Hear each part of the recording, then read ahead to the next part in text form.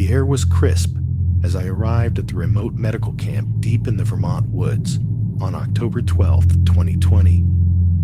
The camp was nestled in a clearing surrounded by towering trees, their leaves beginning to turn a deep shade of orange. The sun had just dipped below the horizon, casting long shadows across the ground. As I walked toward the small cluster of cabins, a strange unease settled in my chest. The camp was silent, too silent.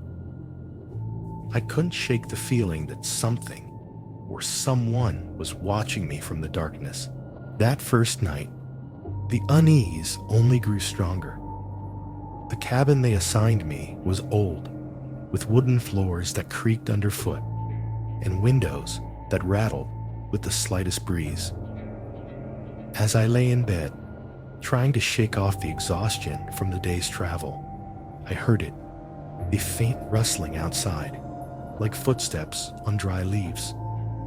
My heart pounded as I strained to listen, but the sound stopped as suddenly as it had started. I told myself it was just an animal, maybe a deer passing through. But deep down, I knew it was something more. The next morning, I awoke to a cold, gray sky and an even colder atmosphere among the camp's staff. They were friendly enough, but there was an unspoken tension in the air. As I went about my duties, I couldn't shake the feeling that I was being watched.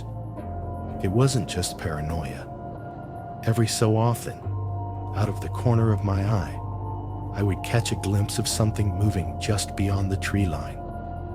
But when I turned to look, there was nothing there. Only the rustling leaves and the whisper of the wind through the trees. That night, the unease turned into full-blown dread. I woke up suddenly in the middle of the night, my heart racing, drenched in cold sweat. The room was pitch black, save for a sliver of moonlight creeping through the window. And then I saw it, a shadowy figure standing at the foot of my bed, barely visible in the dim light. I froze, unable to move or speak. But as I blinked, the figure vanished, leaving only the darkness behind. My mind raced, trying to rationalize what I had seen. But deep down, I knew something was very wrong in this camp. The morning sun did little to dispel the lingering dread from the night before. I tried to focus on my work, but the memory of the shadowy figure haunted me. My first patient of the day was a young boy, no older than 8, brought in by his anxious parents. The boy was pale, his eyes hollow, and his body seemed fragile, as if he had been drained of life. His symptoms were baffling. No fever, no signs of infection, just an overwhelming weakness that left him barely able to speak. As I examined him, the boy's gaze locked onto mine. His eyes were wide with fear, as if he was pleading for help without uttering a single word. I tried to ask him questions, but he only shook his head, his lips trembling. The parents explained that they had brought him to the camp in a last-ditch effort after every other doctor had failed to find a cause. The desperation in their voices was palpable. I assured them I would do everything I could, but deep down, I couldn't shake the feeling that this boy's condition was connected to the strange occurrences at the camp. That night, the boy's condition worsened.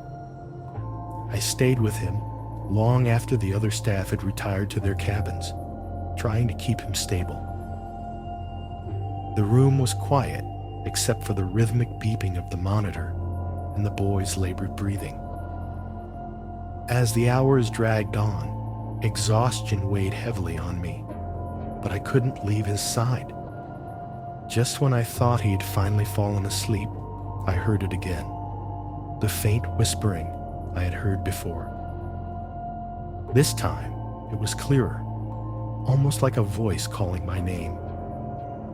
I looked around the room, but it was empty. The boy's eyes fluttered open, and he stared at me with a look of pure terror. Later that night, as I lay in bed, trying to piece together the events of the day, I heard footsteps outside my cabin. My heart raced as I listened intently. The footsteps were slow, deliberate, as if someone or something was circling the cabin. I mustered the courage to look out the window, but all I saw was darkness. The footsteps stopped, replaced by the same eerie whispering. It seemed to be coming from all around me, growing louder until it was almost unbearable. I covered my ears, desperate for it to stop. And then, as suddenly as it had started, the whispering ceased. The silence that followed was even more unsettling. The next morning, I returned to the boy's room, determined to find a way to help him. He was awake, but his condition had deteriorated further. He looked at me with those same fearful eyes, and I felt a deep connection to him, as if we were both trapped in a nightmare we couldn't escape. I had to find a way to save him, but I couldn't shake the feeling that whatever was haunting this camp was growing stronger. Feeding off our fear, the boy's deteriorating condition consumed my every thought. As I delved deeper into his symptoms, nothing in my medical training could explain what was happening to him. Each test came back inconclusive, and every treatment I attempted failed to make any difference. It was as if something unseen was actively resisting my efforts, keeping the boy trapped in his weakened state. Desperation gnawed at me, but I refused to give up. I knew there had to be something I was missing, something hidden in the shadows of this camp's dark history. Late that afternoon, I came across an old journal tucked away in a forgotten corner of the camp's small library. The pages were yellowed with age, filled with the spidery handwriting of a former camp doctor from decades ago. As I read through the entries, my blood ran cold. The journal detailed strange occurrences remarkably similar to what I was experiencing. Patients with unexplained illnesses, shadowy figures in the night, and a growing sense of dread that seemed to permeate the very air. The doctor had become obsessed with the idea that the land itself was cursed, haunted by the spirits of those who had suffered and died here long before the camp was established. As I continued reading, I found a passage that sent chills down my spine. The doctor had written about a young boy, just like my patient, who had fallen ill under mysterious circumstances. The boy had been plagued by nightmares and strange visions, much like the ones I had experienced. The doctor had come to believe that the boy's illness was not of the body, but of the spirit. Something dark and malevolent had attached itself to the boy, draining his life force. The doctor had attempted to perform a ritual of sorts, using herbs and symbols he believed would drive the spirit away. But the journal ended abruptly, with no indication of whether the ritual had succeeded. That night, the camp seemed more alive than ever with the presence of whatever haunted it. The wind howled through the trees, carrying with it the same eerie whispers that had plagued me since my arrival. As I walked through the darkened corridors of the medical cabin, I felt a growing sense of urgency. The boy didn't have much time left, and I knew that if I didn't act soon, whatever was tormenting him would claim his life. I gathered the materials mentioned in the journal: sage, salt, and a few other herbs I managed to find, and returned to the boy's room. The room was dark, save for the faint glow of the moonlight filtering through the curtains. The boy lay still, his breathing shallow, as if he was on the verge of slipping away. My heart pounded in my chest as I prepared the herbs, following the instructions as best as I could. I placed the herbs around the bed in a circle, muttering the words from the journal under my breath. The air in the room seemed to thicken, growing heavier with each passing moment. As I finished the ritual, the boy's eyes snapped open, and he let out a gasp, his body convulsing violently. I watched in horror as a shadowy mist seemed to rise from his body, swirling in the air before dissipating into the darkness. For a moment, the room was deathly silent, and I feared the worst. But then, the boy's breathing steadied, and color began to return to his cheeks. He blinked, his eyes focusing on me for the first time in days. "Thank you," he whispered, his voice weak but filled with relief. I let out a breath I didn't realize I had been holding, overwhelmed by a sense of triumph. The oppressive atmosphere in the room lifted, and for the first time since I had arrived, the camp felt peaceful. In the days that followed, the boy's recovery was nothing short of miraculous. His strength returned, and the fear that had haunted his eyes vanished. The camp, too, seemed to transform.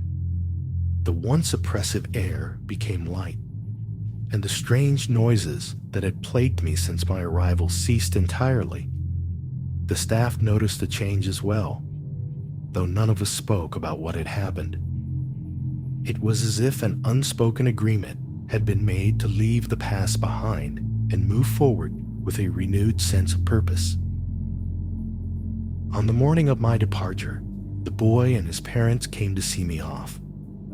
The boy, now full of life and energy, hugged me tightly, his gratitude evident in his bright eyes. His parents thanked me repeatedly, their relief palpable. As I walked toward my car, I took one last look at the camp.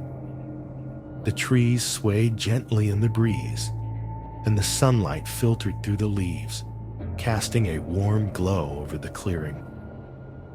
I felt a sense of closure, knowing that whatever dark force had lingered here was now gone, and the camp was once again a place of healing. As I drove away, the memories of the past weeks played in my mind. The fear, the darkness, and the haunting presence had all faded, leaving behind only a sense of peace. I knew I would never forget the boy or the strange events that had unfolded at the camp, but I also knew that we had all emerged stronger from the experience. The camp had been saved, and so had I. The dense forests of Oregon greeted me with a sense of foreboding as I arrived at the secluded medical camp on June 15, 2022. The towering trees cast long shadows over the narrow dirt road leading into the camp, where the air was thick with the scent of pine and damp earth. As I stepped out of my car, I couldn't shake the feeling that something was off. The camp seemed quieter than I had expected, with only a few staff members milling about. They greeted me with polite smiles, but their eyes held a nervous energy that set me on edge. Later that evening, as I settled into my cabin, I overheard a conversation that made my blood run cold. One of the other surgeons had gone missing a few days before my arrival. The staff spoke in hushed tones, clearly uneasy about the situation. They mentioned that the missing surgeon had been acting strangely in the days leading up to his disappearance, talking about strange noises in the night and feeling as if he were being watched. The camp director assured everyone that a search was underway, but the tension among the staff was palpable. That night, sleep eluded me. Every creak of the cabin and rustle of the wind outside sent my nerves into overdrive. As I lay in bed, staring at the ceiling, I heard a faint sound, distant, almost imperceptible. It was a scream, carried on the wind from somewhere deep in the forest. My heart raced as I strained to listen, but the sound quickly faded into the night. I tried to convince myself that it was just my imagination, but the fear gnawing at my gut told me otherwise. Something was wrong in this camp, and I couldn't shake the feeling that whatever had taken the other surgeon was still out there, watching, waiting.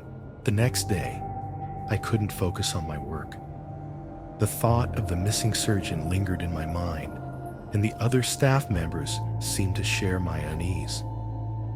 Conversations were brief, and everyone avoided discussing the disappearance openly, as if speaking about it might somehow bring the same fate upon us. I decided to dig deeper, hoping to find some explanation for the unsettling events. My first stop was the camp's small office, where old records and files were stored in dusty cabinets. It didn't take long to find what I was looking for. Documents dating back decades, detailing the camp's history. As I sifted through the records, a disturbing pattern began to emerge. The camp had a dark past, with several unexplained incidents over the years. Patients and staff had reported seeing strange figures in the woods, hearing disembodied voices, and experiencing inexplicable feelings of dread.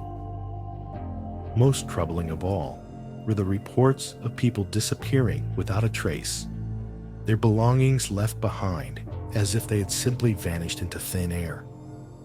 It seemed that every few years someone would go missing, and the camp would quietly close down for a season, only to reopen with a new staff, none the wiser about the camp's history.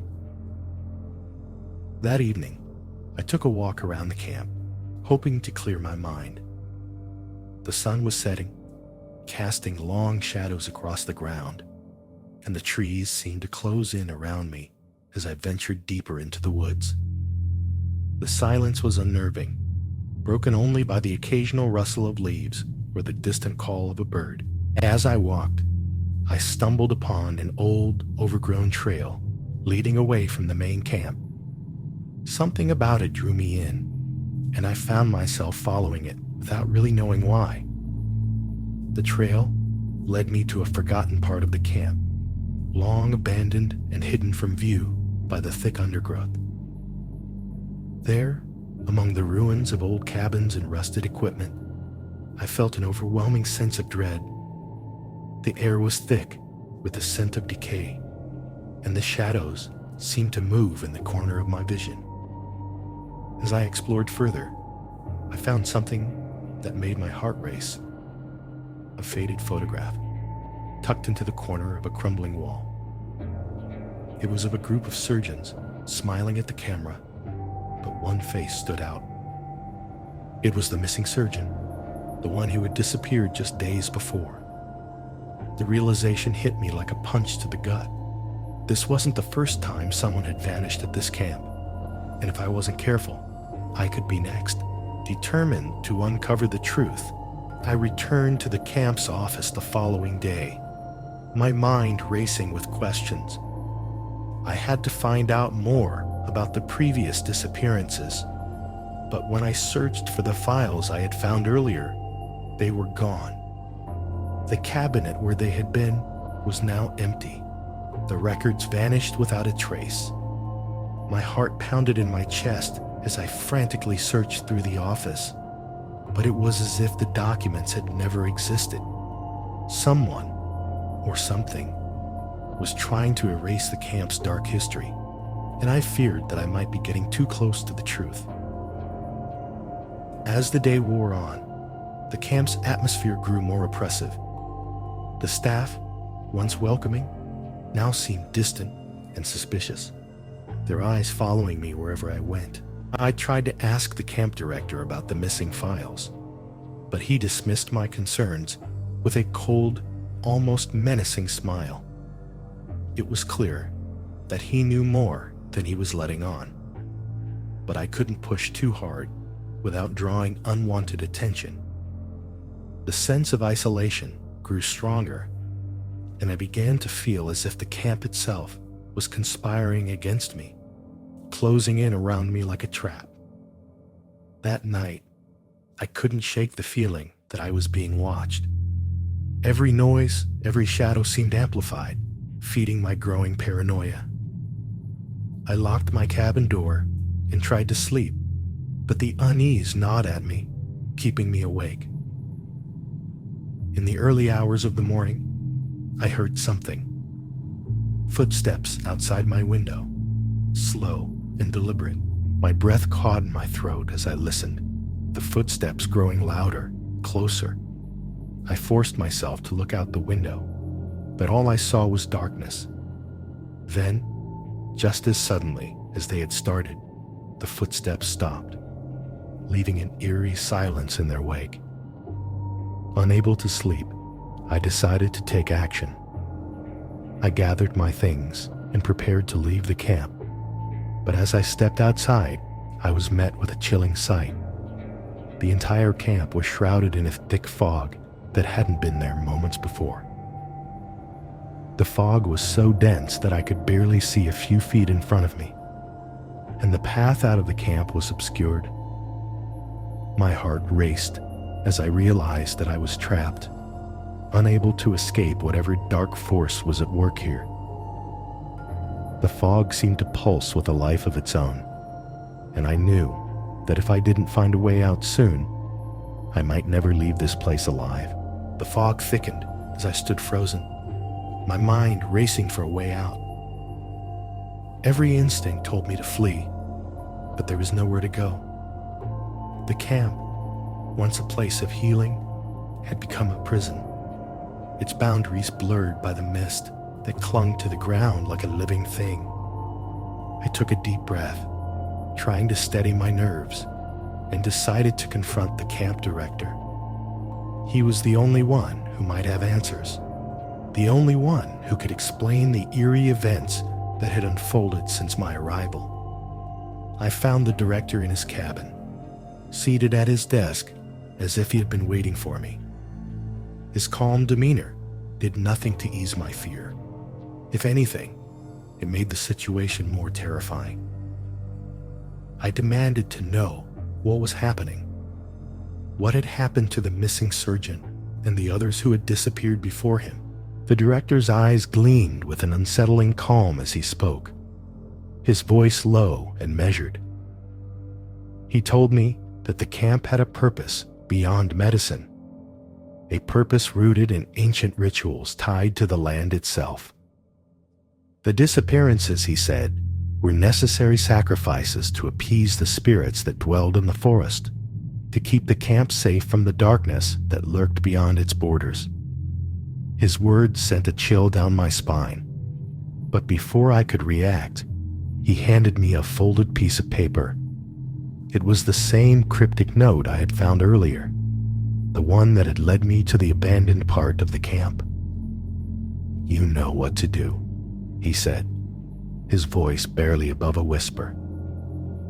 The weight of his words hung in the air as I unfolded the paper and read the instructions.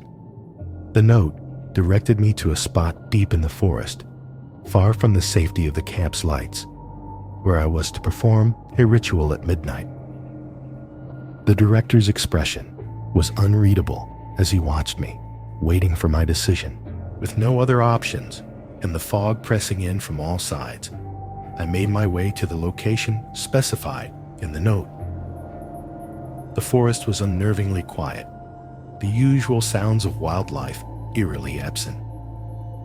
As I reached the clearing, the air grew colder, and I felt a presence around me, something ancient and malevolent, watching from the shadows. I followed the instructions, placing the items in a circle and muttering the words written on the paper. The wind picked up, swirling the fog around me, and for a moment, I thought I saw figures moving within the mist. But just as quickly as it had started, the wind died down and the fog began to dissipate. When I returned to the camp, the fog had completely lifted and everything seemed almost normal, as if the night's events had been nothing more than a bad dream.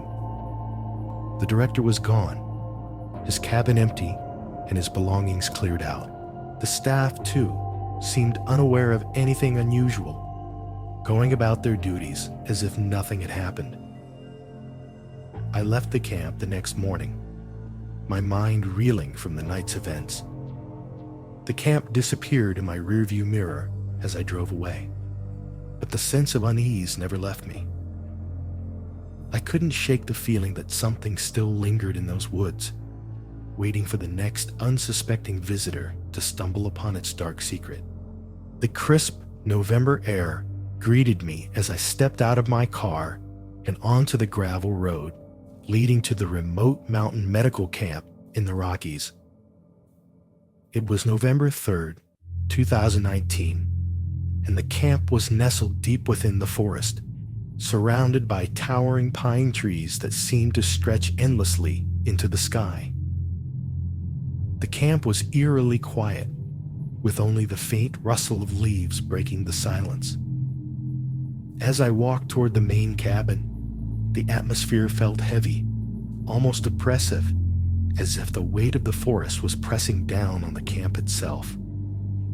I couldn't shake the feeling that something was watching me from the shadows, hidden just beyond the trees. The staff greeted me with forced smiles, their eyes betraying a sense of unease that mirrored my own. I was introduced to my first patient, a middle-aged man who had been brought to the camp with a mysterious illness. His condition was unlike anything I had seen before. He was weak, pale, and unresponsive, as if life was slowly draining out of him. The other staff members avoided discussing his case in detail, their answers vague and evasive whenever I asked questions. It was clear that they knew more than they were letting on, but the fear in their eyes kept them silent. As the day wore on, the camp's unsettling atmosphere began to take its toll on me, filling me with a growing sense of dread. That night, I lay awake in my cabin, the darkness outside pressing in from all sides. The wind howled through the trees, and every creak of the wooden walls sent shivers down my spine. Just as I was beginning to drift off to sleep, I heard it, a low, mournful cry echoing through the mountains, carried on the wind like a distant wail. The sound was both haunting and sorrowful, as if the very soul of the forest was crying out in pain. My heart raced as I listened, unable to tell if the sound was real or just a figment of my imagination. But deep down, I knew that whatever it was connected to the patient I had seen earlier, and that the darkness surrounding this camp was far more dangerous than I had initially realized. The following day, I couldn't shake the memory of the mournful cry that had echoed through the mountains. The air felt colder, and the camp seemed even more isolated than before, as if it were cut off from the rest of the world. As I checked on my patient, I noticed a change. His condition had worsened overnight. His skin was now marked with strange, dark symbols that hadn't been there before, and his eyes, once full of fear, were now vacant, staring blankly at the ceiling. The other staff members refused to look at him, their fear palpable as they hurried through their tasks, avoiding his room as much as possible. Determined to find answers, I began asking the other staff about the camp's history. They were reluctant to speak, but eventually, one of the nurses confided in me. She told me about the camp's dark past, how it had been built on land that the local indigenous people had long considered cursed. There were stories of strange occurrences, mysterious illnesses, and inexplicable deaths that had plagued the camp for years. The nurse's voice trembled as she spoke, her eyes darting nervously around the room as if she feared the very walls were listening. She warned me that anyone who tried to uncover the truth about the camp's past never left unscathed. That night, the nightmares began. I dreamt of the patient, his body twisted and contorted, the dark symbols spreading across his skin like a disease. In the dream, I was powerless to help him, my hands frozen in place as I watched him suffer. The symbols seemed to pulse with a life of their own, growing darker and more pronounced with each passing second. I awoke drenched in sweat, my heart pounding in my chest. The air in my cabin felt thick and heavy, suffocating, as if the very walls were closing in on me.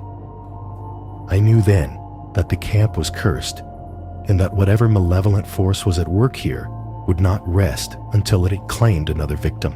The morning brought no relief from the oppressive atmosphere that had settled over the camp.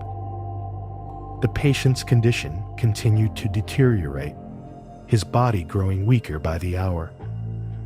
The dark symbols on his skin seemed to writhe and twist as if they were alive, and no matter what treatment I tried, nothing seemed to help. It was as though the camp itself was draining the life from him, feeding on his fear and despair. My frustration grew with each passing hour, but more than that, a deep sense of helplessness began to take root in my mind. I was a surgeon, trained to save lives, yet here I was, utterly powerless in the face of this unknown force. The other staff members had grown distant, their fear of the cursed place driving them to avoid me and the patient altogether. They moved through the camp like ghosts, their faces pale and drawn, their eyes filled with the same dread that now gripped me. It was as if we were all trapped in some waking nightmare, unable to escape the shadow that hung over the camp. I spent hours poring over medical texts, searching for any clue, any explanation for what was happening, but there was nothing. No diagnosis, no treatment, no hope. The patient's fate seemed sealed, and with it, my own sense of purpose began to crumble. By nightfall, my resolve had all but shattered. The patient's breathing had become shallow and labored, his pulse weak and erratic. The symbols on his skin had spread, covering nearly every inch of his body. I could see the fear in his eyes, the desperation, as he clung to life with every ounce of strength he had left. But it was no use. The darkness that surrounded the camp had taken hold of him, and there was nothing I could do to stop it.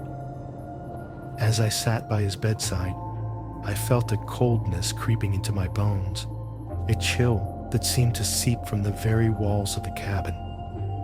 It was then that I realized the truth. The camp wasn't just cursed. It was alive, and it was hungry. The final night at the camp was suffused with an eerie stillness, as if the world itself was holding its breath. I stayed by the patient's side, unable to tear myself away from the inevitable. His breaths were shallow, his skin cold to the touch, and the dark symbols seemed to pulse with a malevolent energy. I felt a deep, gnawing despair, knowing that despite all my efforts, I had failed. The patient's eyes, once filled with fear, were now vacant, as though the life had already left him. The weight of the cursed camp pressed down on me, a suffocating presence that drained my will to fight. In the early hours of the morning, the patient took his final breath. The room was deathly silent, save for the faint rustling of the wind outside. I watched as the symbols on his skin faded, leaving behind only pale, lifeless flesh. The air in the room felt thick, oppressive, as if the camp was taking its final payment.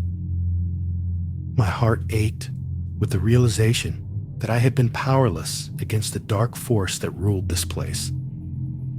There was no saving him. There had never been any hope. The camp had claimed another soul, and with it, any belief I had in my ability to heal. As I prepared to leave the camp, I caught a glimpse of my reflection in the small mirror above the sink. My face was gaunt, my eyes hollow, and there, just beneath my collar, I saw them, the same dark symbols that had marked the patient's skin. A cold dread settled over me as I realized the truth. The curse hadn't died with the patient. It had merely transferred, moving on to its next victim. I knew then that the camp's hold on me was complete. As I walked out into the cold dawn, I accepted my fate, knowing that no matter how far I traveled, I would never truly escape the darkness that had claimed me.